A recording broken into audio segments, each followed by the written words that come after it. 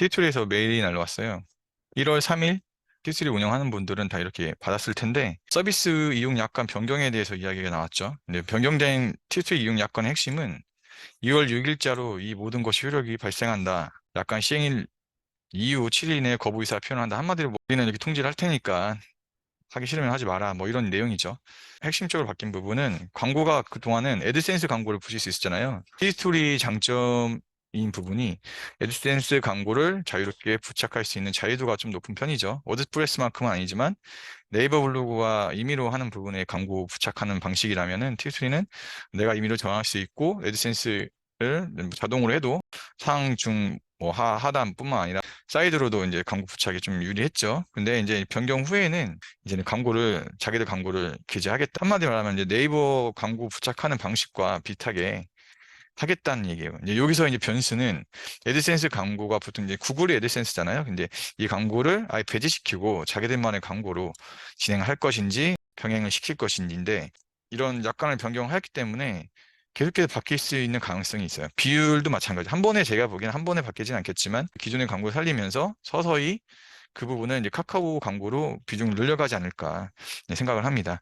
그런 것까지는 이제 괜찮은데 이제 블로그 입장에서는 만약에 수익에 대한 부분이 분명히 확연히 다른 차이를 바로 실감할 수 있을 것 같은데 그렇게 될 경우에는 이탈을 할 걸로 보입니다. 좀 더 지켜봐야겠죠. 일단 2월 6일 바로 효력이 발생한다 해서 바로바로 변수가 있는 건 아닐 것 같고 한두 달 정도는 더 지켜봐야 되는데 문제는 이제 수익 배분인데 어떻게 배분을 할지는 정확하게 얘기는 할 수 없어요. 그동안 사례를 봤을 때 카카오뷰 같은 경우 이제 카카오에서 진행했던 분, 그다음에 다음 카카오는 예전부터 에드피스 있었죠. 이런 부분들 이런 걸 봤을 때 수익 배분이 그리 높지 않았어요. 지금 봤을 때 현재 이 상황에서는 좀 더 관망을 해야 하지 않을까.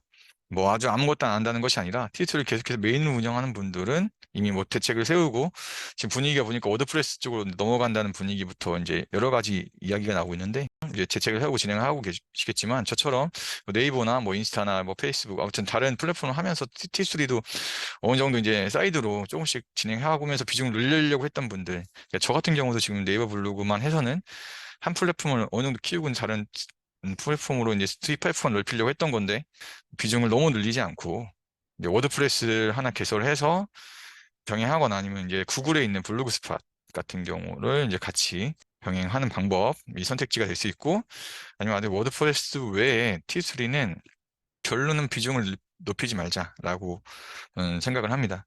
지금 상황에서는 그 부분이 나은 것 같아요. 2월 6일자로 효력한다 해도 제가 보기엔 2월 중하고 3월 정도까지 가봐야 좀 더 윤곽을 알 수 있다면은 전망을 합니다. 그리고 변경 전과 변경 후는 아까 말한 것처럼 광고를 비중하는 것 외에 코딩을 좀 아는 분들은 특히나 이제 이런 광고를 강제해도 바꿀 수 있잖아요. 이제 이런 거를 예상했겠죠. 그래서 어떤 방식으로든 이제 서비스 내에 마음대로 뭐 바꾸거나 조작하거나 말라 이렇게 하면 이제 제재를 가하겠다 뭐 이런 내용이 추가된 거예요. 내용 자체가 다 어뷰징에 대한 부분들이 대부분이죠.